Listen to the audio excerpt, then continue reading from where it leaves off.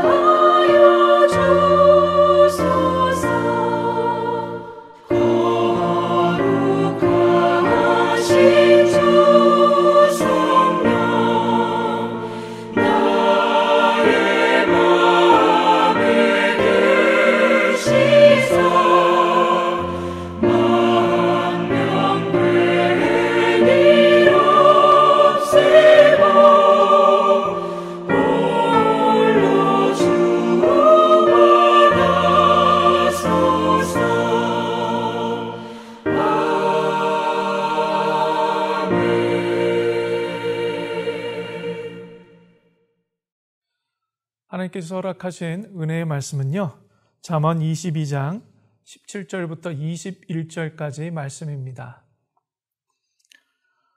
너는 귀를 기울여 지혜 있는 자의 말씀을 들으며 내 지식의 마음을 둘지어다.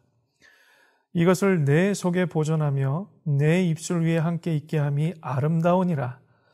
내가 내게 여호와를 의뢰하게 하여 이것을 오늘 특별히 내게 알게 하였노니 내가 모략과 지식의 아름다운 것을 너를 위하여 기록하여 내가 진리의 확실한 말씀을 깨닫게 하며 또 너를 보내는 자에게 진리의 말씀으로 화답하게 하려 함이 아니냐. 아멘.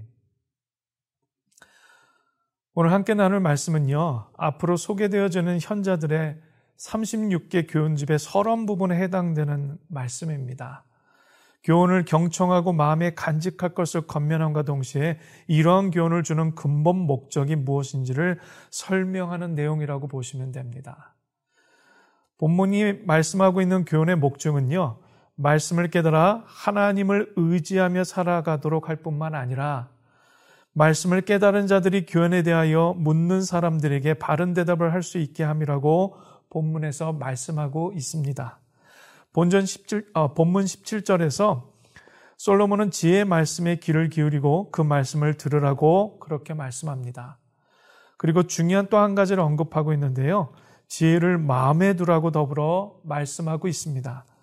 세번역 성경에서는 나의 가르침을 너의 마음에 새기라 라고 번역하고 있는데요, 그래서 원어적 의미를 보면 현자들의 지식을 깊이 숙고하고 고찰하라고 이렇게 해석할 수가 있습니다.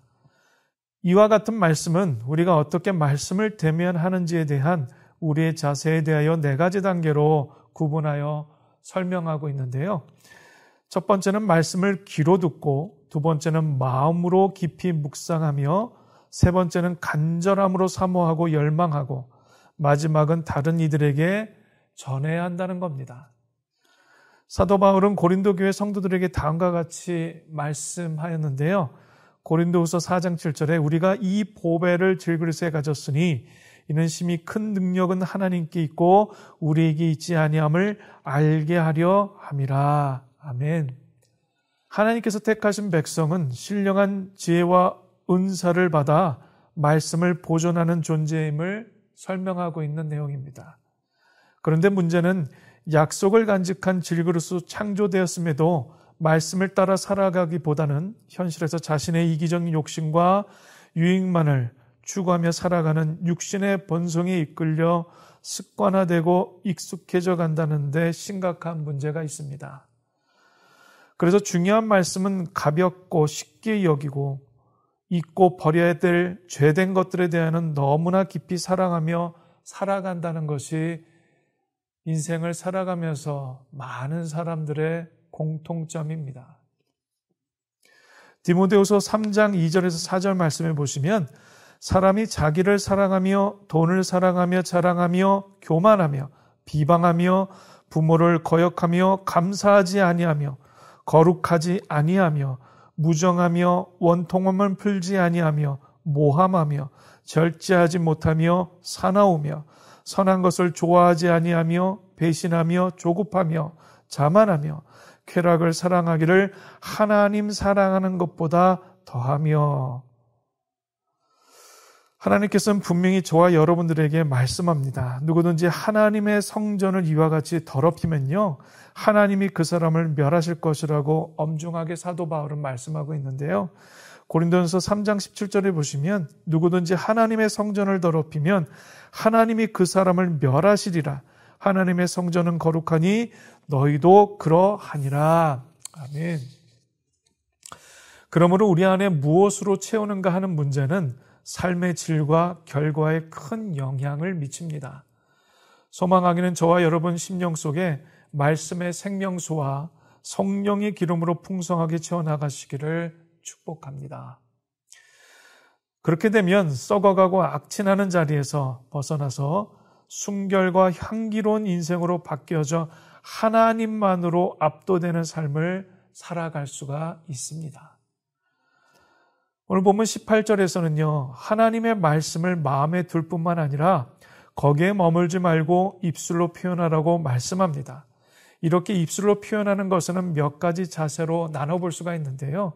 첫 번째는 자신을 위해 말씀을 듣고 자신에게 적용하는 것입니다. 두 번째는요, 함께하는 성도들과 말씀을 나누는 거지요. 그리고 세 번째는 불신자들에게 말씀을 전하고 드러내는 것입니다. 전 세계적으로 기독교가 위축되고 있는 상황 속에서 이제는 그리스도인들의 신앙생활 패턴이 변화되어져 가고 있습니다. 8, 90년대 교환에서의 예배, 성경 공부, 부흥회 등이 이제는 축소되고 세미나 형식으로 바뀌었으며 대형 교회를 지향했던 세대에서 이제는 소규모 가정교회를 중심으로 신앙생활이 이루어져 가고 있습니다.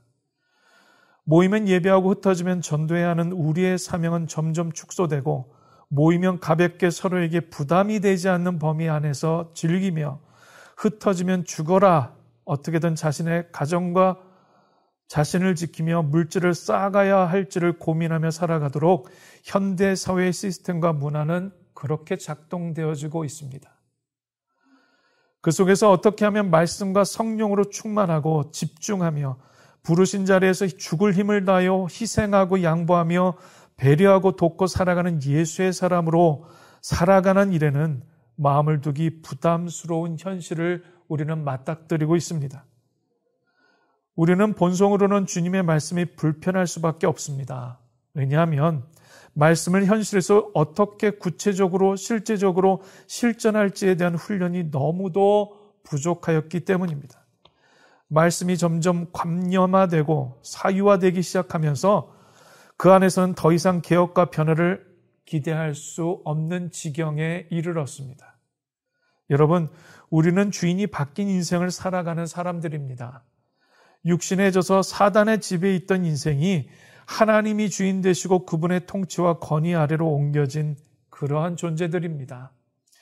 하지만 여전히 우리의 죄악된 습관과 본능이 있는 채로 옮겨졌기 때문에 실수와 후회 가득한 일들이 있을 수 있지만 계속해서 내 마음과 영혼에 주님의 생명 말씀을 새겨나가면 그 말씀이 우리에게 즐거움이 될 뿐만 아니라 어려움에 처한 이웃들을 섬길 수 있도록 준비시켜주며 우리의 마음에 새겨진 말씀은 친구나 동료를 축복하고 격려할 수 있다는 사실을 꼭 기억하시기를 바랍니다.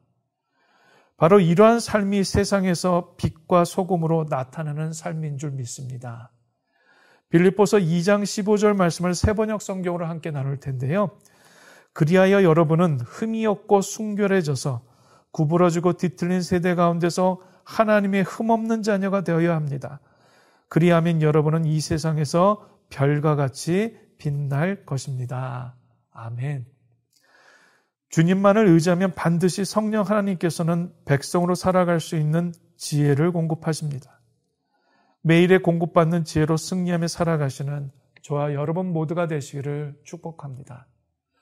함께 기도하실 내용은요, 위로부터의 지혜를 사모할 수 있도록 기도해 주시고, 또한 그 말씀으로 나 자신을 더욱 깊이 조명하며 내 속에 정한 마음을 창조하신 이를 발견하고, 나로서는 도저히 가능성 없는 삶의 자리에서 약속의 자리로 옮겨주신 주님만을 더욱 의지하며 살아가도록 도와달라고 함께 기도하는 오늘의 시간 되기를 간절히 소망합니다. 함께 기도하십니다. 살아계신 하나님, 이 땅에서의 처세와 지혜로와 경험만을 의지하는 삶에서 위로부터의 은혜와 하나님의 성령의 역사와 지혜를 구하는 그런 삶으로 우리가 바뀌어지고 더욱더 하나님 아버지 사모함으로 이 땅 가운데 허락되어지는 개인과 가정과 사회와 교회 공동체 안에 그런 삶을 실천하고 살아가는 하나님의 방법과 식을 익힐 수 있는 그런 하나님의 지혜의 사람들이 되도록 도와주시옵소서. 예수님 이름으로 기도합니다. 아멘.